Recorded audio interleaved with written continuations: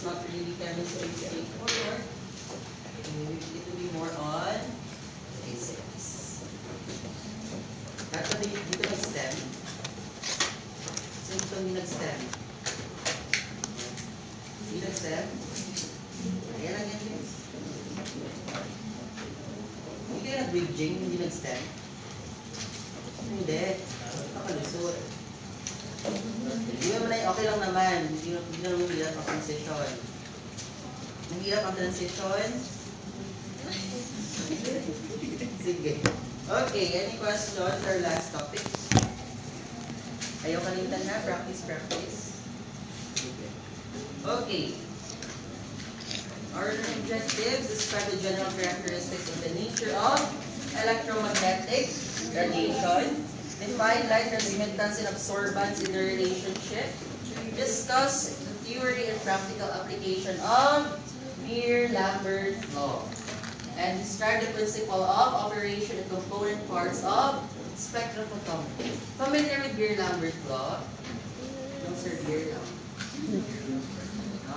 Don't worry guys, Beer-Lambert law is actually one of the principles being utilized in clinical chemistry section, especially on the mechanisms sa mga machines natin. And by our spectrophotometer. Nakakita ng spectrophotometer? Wala pa? Hindi nakagamit? Sa lower years, hindi nagamit? Nakapasok ba kayo sa, of course, nakapasok kayo sa medtech lab, doon sa, o saan tayo nag-laboratory? 201? 210? Yes, di ba may separate room doon? Kita niyo yung machine doon? Yung malaki, is your for hematology, na parang mag-sip. And yung katabi niya, that is your spectrophotometer. Sige, later. Okay? Of course, in this topic, we're going to discuss electromagnetic radiation. No? Of course, spectrophotometry, alongside quality assurance, the principles single beam and double beam. I know you're quite aware na that during our time and this time, sa board examination, maraming lumalabas na quality assurance questions. So from CC into the last subject, which is MP laws and histopath, lumalabas si quality assurance. So let's focus on that one pagdating sa spectrophotometer. And of course, reflected emission spectrophotometry and atomic absorption spectrophotometry. Spectrophotometry sa lahat-lahat guys. Ayan naman sila. Okay. First one, discuss our electromagnetic radiation. So, ano ba yung electromagnetic radiation? It is actually described as a discrete packets of energy which is referred to as their photons or waves. Wherein there's a sinusoidal oscillation of both electrical and magnetic fields at right angles to each other in the direction of propagation. So, pag sinabing oscillation, what does it mean? Physics. Ano ba na? Okay? It is the movement of energy back and forth. Okay? Parang ganon. So, in your electromagnetic radiation, of course, combination of electric and magnetic fields wherein they meet at a certain point. No? Due to oscillation at different angles, they meet at certain point to a certain direction. It moves. No? As it oscillates, it meets a certain angle, and it moves to a direction, creating light. Okay? Intindihan? Yes, sir. Okay. Next one. Now, in order for you to realize the different spectrums and the different classifications of our light, we have here the electromagnetic spectrum. It is subdivided into two, which is your non-ionizing and ionizing. If you can notice, that your visible light, sandun siya sa latter part na ng non-ionizing spectrum. Okay. There's only a portion of the spectrum that is visible to the human eye, and the rest hindi na. Okay? Next one. There's a principle in your electromagnetic waves, no? That the longer the wavelength, the lower the frequency. At the same time, the shorter the wavelength, the higher the frequency. So, sino yung mas dangerous dito? Si shorter wavelength o si longer wavelength? Shorter wavelength. Shorter wavelength kasi mas mataas yung frequency. Remember, no, gamma rays and X-rays are actually harmful to the body. In comparison to your radio waves and microwaves, ginagamit naman sa natin sa household. Okay? And of course, the visible light, nasa center lang siya. Any question? No. Itandaan ha, that your gamma rays and X-rays actually has short wavelength and higher frequency. Meanwhile, sa ating radio waves dito banda, the longer the wavelength, the lower the frequency. Any question? Intindihan ang principle? Yes. Sure. Please get ito pa. Okay? Let's proceed. So this is now your wavelength. Your wavelength. Alam ba kung ano ang parts ng wavelength? What do you call this one? That's the distance between one peak to one peak, of course. That's your wavelength. Your wavelength is the distance from one peak to another, which is the longest distance between two peaks. Okay, that's your wavelength. Denoted by what symbol? Lambda.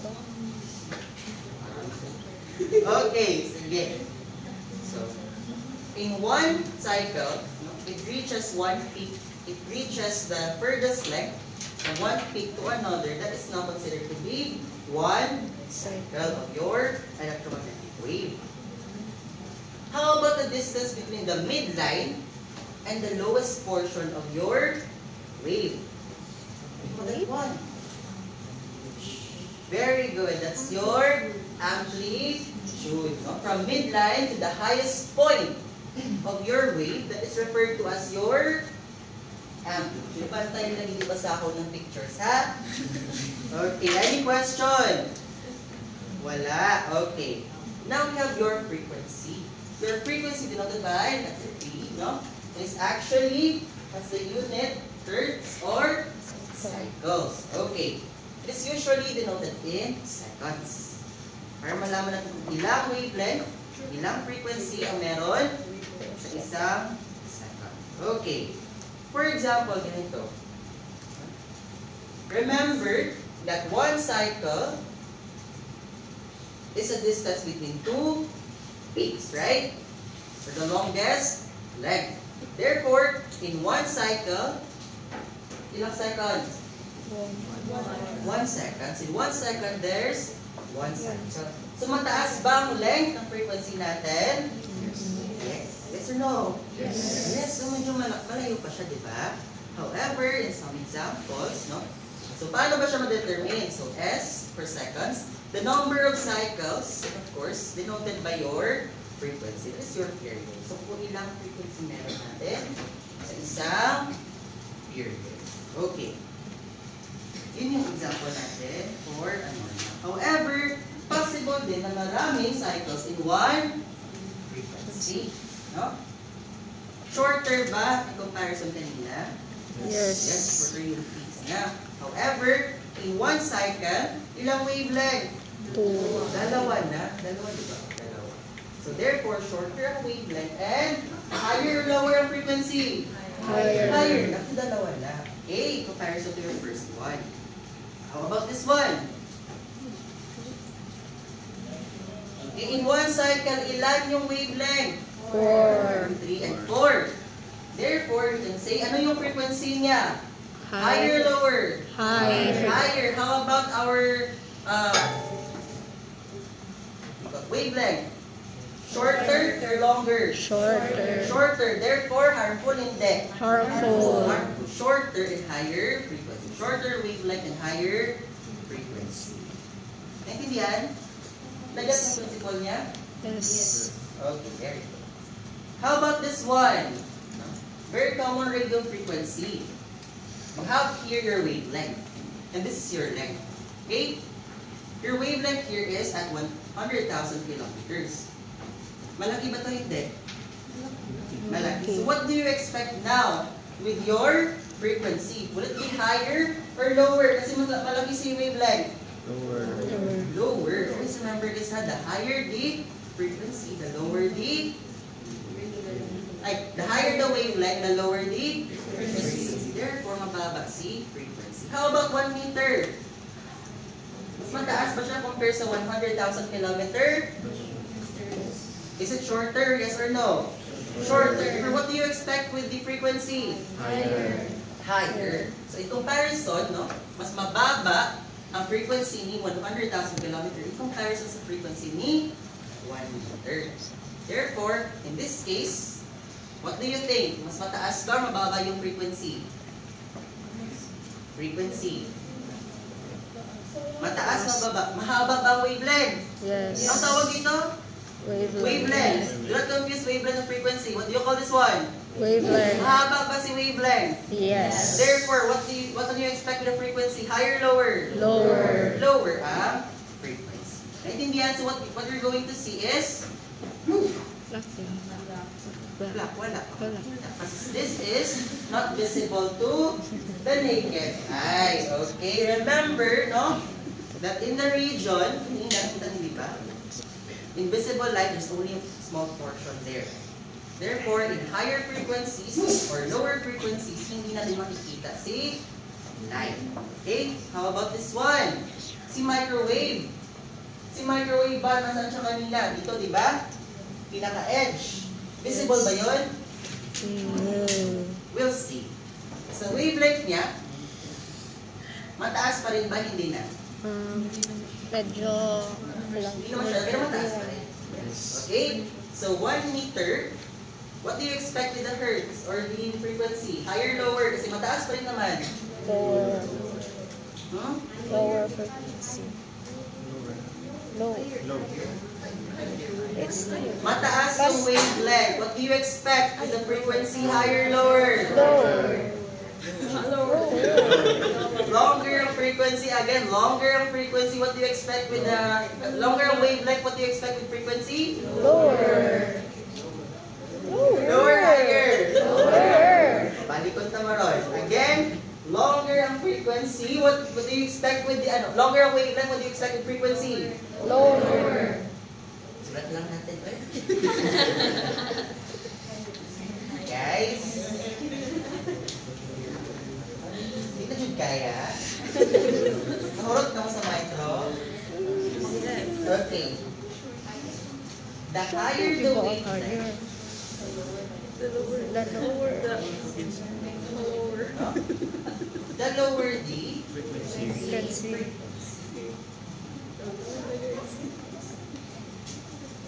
okay? The shorter the wavelength, The higher. the higher the frequency. Tandaan niyo yan, ha? Are they directly proportional or inversely proportional? Inversely. Inversely proportional. Okay, tandaan ha? The longer or higher the wavelength, The lower the frequency. the lower the Frequency. frequency. The shorter the wavelength, the higher the frequency. So, dito si microwave. Mataas na yung wavelength ni microwave. Therefore, what do you expect with its frequency? Lower. Lower ang frequency. Here, no? Ang wavelength niya is 1 meter. And yung frequency niya is at 300. What do you mean by hertz? Millihertz. Megahertz. Pag HZ. Gigahertz. Gigahertz. No, mas malaki. Mega. Giga. Mega. Ha? Sino mas malaki? Giga. Giga, mega. Giga. Sure. Tera, sir. Okay. Mas malaki sa giga, ha? Okay. Because 1 meter siya, no? In terms of megahertz, no? Since malaki naman siya, malaki yung frequency. How about this? 1 millimeter. Shorter? Shorter. Comparison to meter, hindi. Shorter. So what do you expect with the frequency? Mas higher. Higher siya. So mas malaki, so mega or giga? Giga. Giga. Mas malaki siya and shorter siya. Naintindihan? Yes. Okay, mo tubag tera. Okay. Same pa rin guys, but you see in the spectrum, wala kayong makikita. No? Wala kayong it's beyond the capacity of our eyes. How about in infrared? Okay, saan ba nasa infrared kanina? Almost nasa Visible region, right? Okay. So what do you expect? Higher or longer or shorter ang kanyang wavelength? Shorter. Intermediate, sir. Nasa gitna. Okay? Yeah. So, ganun pa rin guys, no? Since medyo mataas or normal naman ang kanyang length, what do you expect with the frequency? It's either High or low. Mid. saan ba siya? Nasa left side ba siya or sa right side? Ng visible light natin. Left. Left side. Left side. Balikan natin. Left. Ayun. Left. Saan si infrared? Nasa Left left side. side, nasa right side. Left side. Okay. Always remember, kung nasa left side, malagtaas talaga yung mga wavelengths. So longer ang wavelength. That being said, mataas ang wavelength niya. What do you expect the frequency ni infrared? Low. Lower ang frequency. Okay. Ito, longer ang wavelength. Therefore, what do you expect the frequency? Higher, lower? Lower. Lower frequency. So, say for example, ang kanyang wavelength is 1 millimeter. Therefore, the frequency is at 300 meters. Ito naman, 10 micrometers. Shorter ba siya sa 1 millimeter? Kasi micro siya. So what do you expect now with the frequency? Higher. It will be higher. So what does T denote? Tera. Tera. Ito no. Okay, so what do you expect? Makikita ba natin siya with naked eye? Yes or no? No. Hindi pa rin kaya makita ni Eden. How about this one? Wow. Visible. Visible. Sige. Now, in the visible light, no, we have different wavelengths from the previous one. Bakit? Because this wavelength, enough lang yung length niya or distance between two peaks in order for our eyes to perceive it. No? For example, in our visible light, no? Are you familiar with the colors in our spectrum? In Yes. visible light? Same pa rin sa rainbow, guys. Ano ngayon? Roger Red. Dale. Okay. So in the color red, hindi ko alam yung red yan. Hindi ko na siya makita. I'm red and green deficient. Okay? So in the visible light, especially with your red color, the wavelength is at 700 nanometers. Always remember guys, in spectrophotometer, that your unit for wavelength is nanometers. NM. Same unit for absorbance and transmittance, nanometers. Okay. So in 700 nanometers, the frequency is at 430 terahertz. No? Mataas ba ang wavelength niya? Normal lang. Kaya lang. And of course, no, almost close lang sila if you're going to compare it. Okay. So yun ang lahi na sila wavelength. No? Remember that we have different shades of colors, right? Ang mga katubagan natin kung kitaan na. Okay, therefore we have different values for that one. How about the blue and orange one? Okay. Same pa rin. Same pa rin yung length niya. Almost similar. Kasi magkakalapit lang naman sila. And of course, with the frequency, ganun pa rin. Harmful ba ang frequency ng visible light in comparison to your other spectrum? No, definitely. Kasi visible sila. How about your yellow? No? Okay. Kung umaabot na 1,000, maliit masyado ang kanyang wavelength.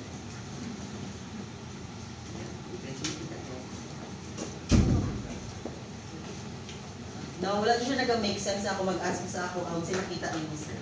Nag-ask ka kung sa'yo makita niyo sa hangin. No?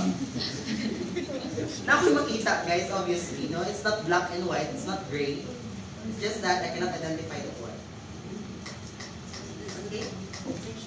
Ito. Kasi I'm always wearing it. Okay. Orange na rin. Of course. Blue ba yan?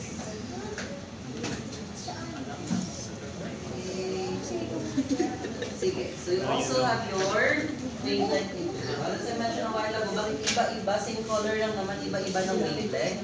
Because it's a spectrum, guys, no? It's a range of different colors at the same time. Range din ang kanyang wavelength. At the same time, ang kanyang frequency. This is the colors, the visible light spectrum. Diagram. Ito. No? Remember, nag-progress ang kanyang color.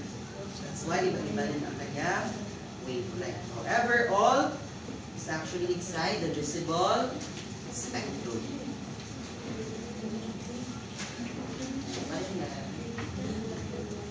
How about the ultraviolet? Masaan ba siya? On the right side or left side of the spectrum kanina? Right side. On the right side. So what do you expect? Makikita ba kayo dyan? Wala. Wala. Of course. In your ultraviolet, shorter ba or longer ang wavelength? It's Shorter. definitely shorter in comparison to your other wavelengths. So therefore, anong expected natin sa kanyang frequency? Higher or shorter? Higher. Higher. Frequency. Okay, no? Pwede ito masyadong 100 nanometers. Pero, anong meaning ng P? Oh, wala na. Ulit ang order. Ulit na? Pet. Guys, okay? Anong P? Peta. Peta. Pico? Okay, so Pico? shorter ang kanyang wavelength, therefore higher ang frequency. How about for the X-ray? Shorter ang wavelength, 1 nanometer lang, pero kanyang frequency is Higher. picohertz. Siya na mataas na yan. Okay? Picohertz. About for the gamma rays. Shorter, definitely shorter na siya masyado ang wavelength. Therefore, what do you expect for the frequency? Higher. So, 10 picometers na lang siya, guys. 10 picometers. And for the hertz and E. Exahertz? No. Okay. So, what do you expect for the frequency of gamma rays? Since shorter ang kanyang wavelength, Higher frequency. higher frequency. Okay. Sige. Ganyan. So, either under range or red ba yan? So, very constant ang distance na wavelength. Distance na peaks. Consistent. How about this one? Consistent pa rin ba? Consistent ang distance. What color is that? Yellow. Very good. How about this one? Consistent pa rin siya. Blue yan. Violet.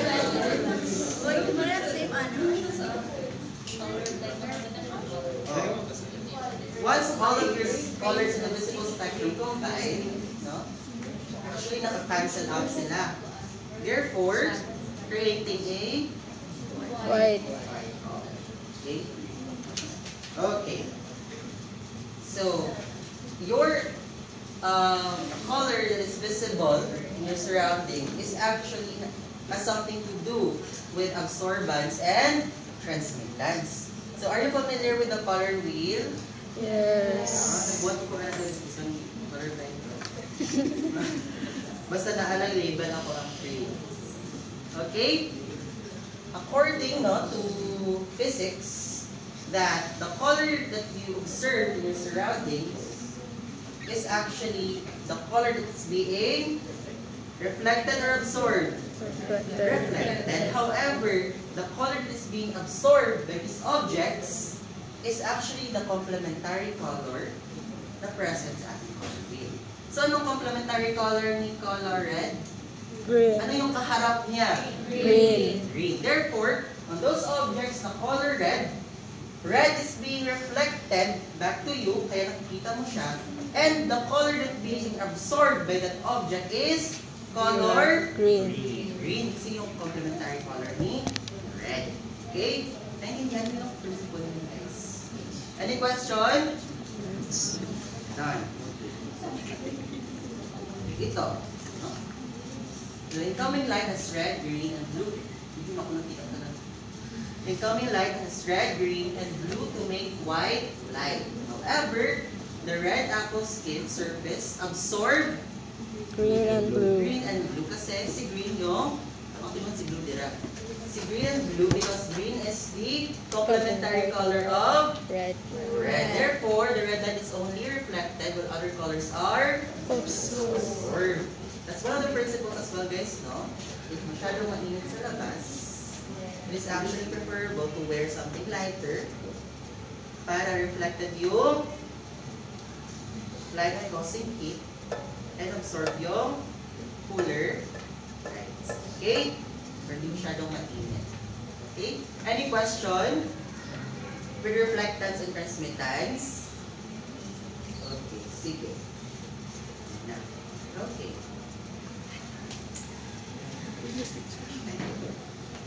Of course, you have your constructive interference, no? Wherein your waves are in phase, no? Same to yung pinakita ko kanina with your electromagnetic waves. You have your constructive interference waves. Waves are in phases. Parallel together. So once these two waves come in contact together, they create a higher, ang tawag doon, sa height from the midline to the peak. Amplitude. So once our waves come together in phase and come in contact, the amplitude goes higher. How about destructive interference? The waves now are out of phase. Ano nangyayari? So instead of combining two waves together in the same direction, in destructive interference naman, waves are intertwined with one another. Now, they meet a single point. Okay. Kung sinasabi niya destructive interference. Ano yung isa? Constructive interference. And this one is your destructive interference. Okay. Next one, diffraction. Pag sinabing diffraction, the first thing that comes to mind, physics. Reflection. It's actually the bending of laser light as it passes through an aperture. Ano ba yung aperture? Basically, it's just a hole. A hole, no? An aperture. Okay, you have your aperture here. The larger the aperture, anong aperture? Yung gap in between these two objects. The larger the gap or the aperture, the lower the level of diffraction. Mas makipot yung diffraction niya. However, pag smaller naman si aperture, konti yung opening niya, as the wave passes through, nadi-disrupt yung wave natin. As it disrupts, it creates a higher level of diffraction. Mas wider ang scope niya. Okay? In comparison to the opening of your aperture. So basically, that's diffraction. Okay, this one.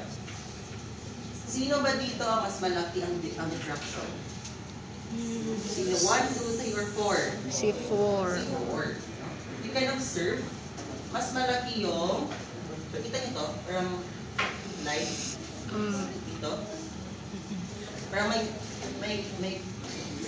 slope siya dito. That's actually the aperture. The opening of aperture. So, kung mas malaki yung aperture mo, mas konti, di ba? Mas malaki yung opening. Ito yung ano niya, diffraction. Mas narrow. In comparison, na mas maliit yung aperture, maliit, di ba? Therefore, the diffraction is wider. Okay? Kita niyo ba? Mas dispersed, di ba? Mas fade na ang darker color niya. Dark po sa inyo, ha? Light po. Lighter na, di ba? It's lighter because mas diffracted si light. In comparison dito, na malaki yung aperture. Malaki yung opening, di ba? Dito, malaki. Therefore, mas narrow ang aperture, mas narrow ang diffraction, mas concentrated ang light. Therefore, darker ang color. Dark wood. Makita darker? Yes. Yes, in comparison to this one, na narrower ang aperture. It's smaller. Any question with this one? Sure? Wala na? Wala. Okay. If you're going to observe then, meron tayong length ng aperture sa taas, di ba? This one, ang length niya is 0.25, therefore smaller. Creating a more diffracted line. In comparison to the last one, length niya is 1.5, which is larger, right? Larger yung aperture, therefore, mas hindi dispersed ang diffraction. Okay. Naintindihan ba ang principle? Diffraction? Okay. Sige. Ito.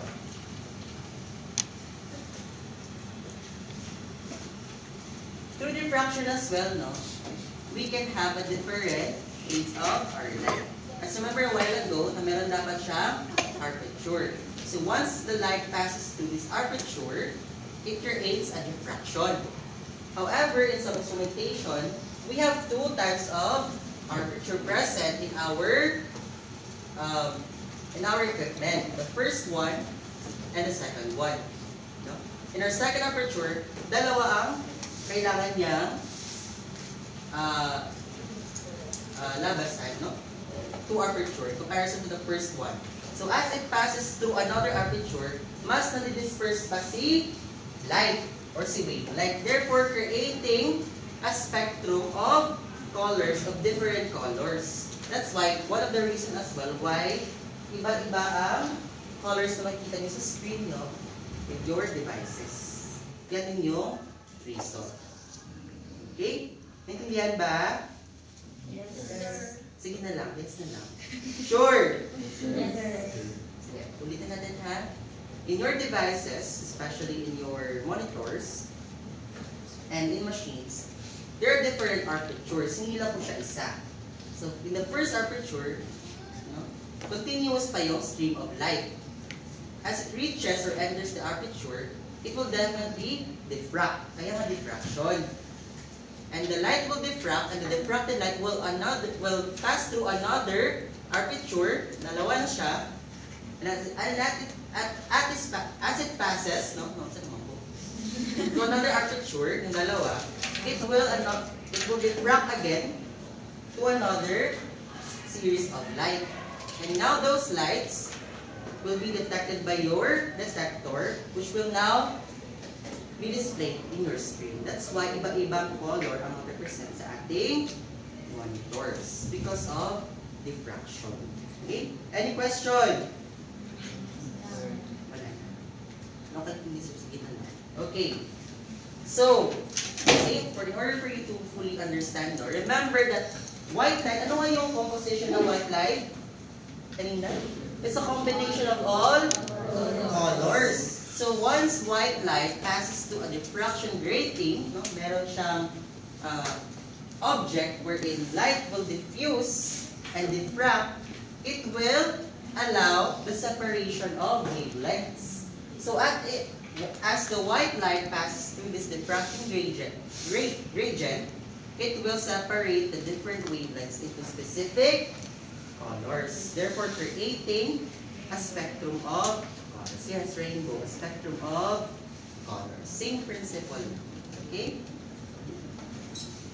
So yan ang makikita. If light passes through an aperture of diffracting gradient.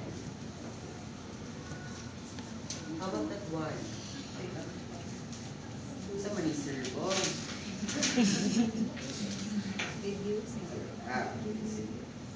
So this is an example of wave, guys. No, ang representation nila is through water. Sound waves. So So as you can see, you have the aperture here. A smaller or bigger aperture. Smaller or bigger? Small lang, diba? Kasi konti lang masyado. Therefore, the diffraction is actually bigger. So as it reaches another wavelength, it will create another diffracted movement or wavelength. Kasi nadi-disrupt siya. Creating a different pattern. Okay, and that's our topic now for our electromagnetic radiation. Any question? Proceed tayo. Sir, no, sir.